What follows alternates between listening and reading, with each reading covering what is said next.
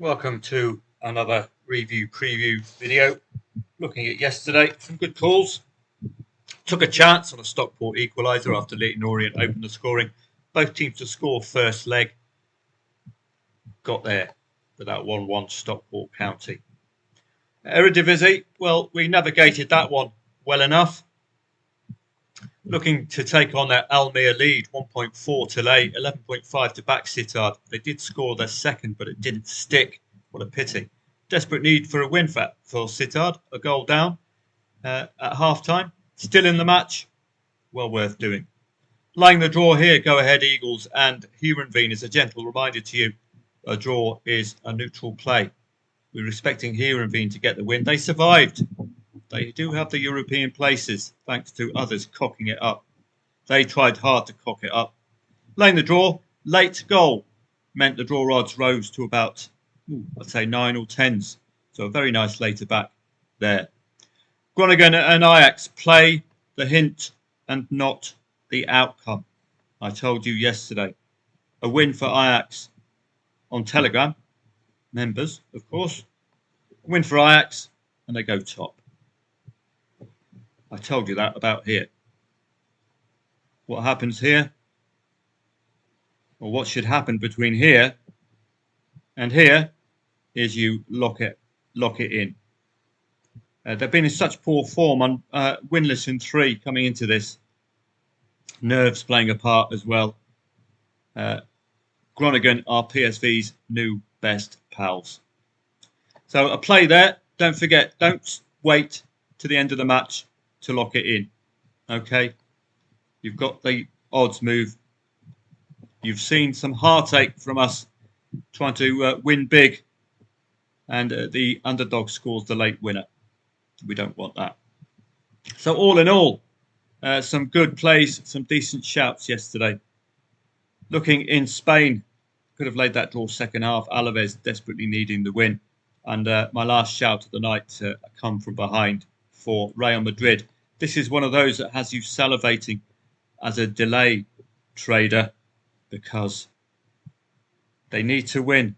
The clock is a ticking. 68th minute. They need to win. They need to win. And Ramon turns up in the 95th minute with a 2-1 win. Bang. That's when you clean up. These are where you make the big money. Think about it. Laying at 1.06. When 1.05 is 20 to 1, I think it is. So it's good stuff late on. Do remember that, particularly in games of need. It's Barcelona's turn today now to guarantee the title. So looking on to today, and Charlton and Wycombe. I think it's 0-0 from the first leg, so it's all to play for. I haven't got a clue at all how to attack this. Are we going to see a breakthrough first half in order to get off quickly? Or is it going to be a tight, nervy 0-0? I don't know. So if you can't read a match, you don't play a match. Simple as that. Spanish La Liga, plenty going on. The 3-starred matches are the 3 matches which caught my eye. I think. Yep, Barcelona win the title. Rayo Vallecano and Betis are fighting it out for European places. Osasuna, I believe, as well. If you look at their standings, I think they're in with an outside chance at a European berth, only 2 points shy. So it's a busy enough La Liga today. It's got competitive football throughout. Let's have a look at the Allsvenskan, one of our summer leagues. It's very truncated research, of course, with a very small sample to work off. But let's have a look. Awful start to the season for Varnamo. All defeats bar a 1-1 draw. A couple of losses for Malmo, very unexpected. They're normally perennial champions. 2 wins to 0 against the bottom 3, and they played bottom today. So that's a possible angle in. Possible win to 0 for Malmo today. Gothenburg against Oster. Win, loss, draw, loss at home for Gothenburg. Both teams have scored in the last 3 at home. Only 1-0 at half-time. So very basic angles, but usable if you can trust a small sample of matches. All defeats bar a win this season for Oster. 4 consecutive away defeats.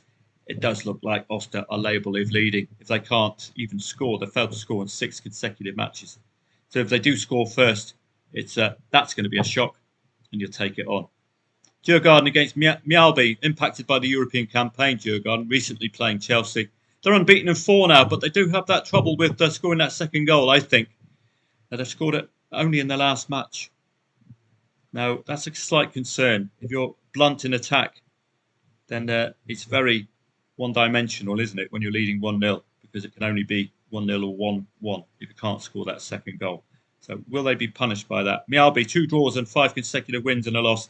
They've been the early season eye catchers, but notably could be the fact that they've just got a simple fixture list early on.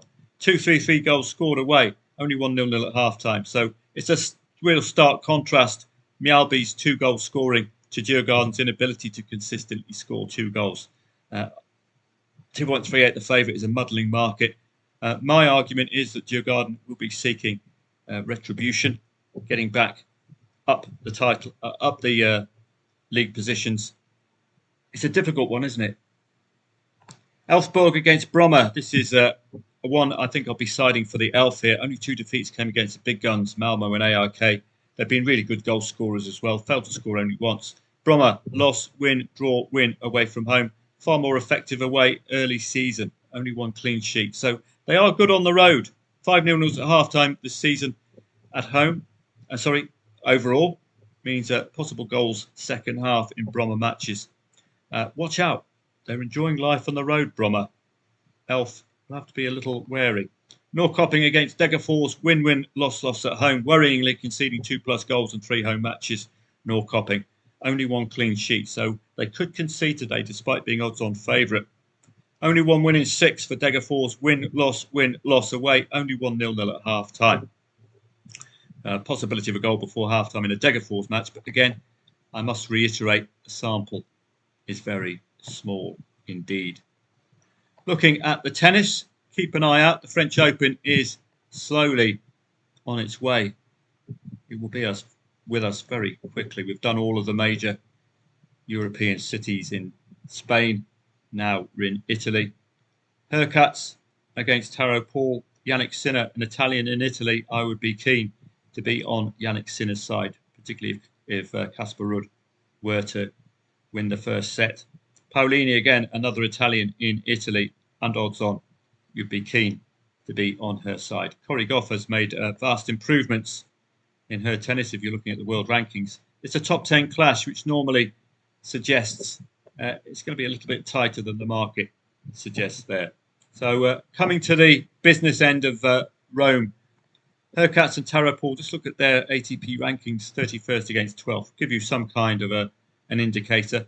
Do read these previews. They are excellently written for you as well. And in tomorrow's e-letter, we'll be looking at some other tennis websites. It's like Tenny Sex Explorer.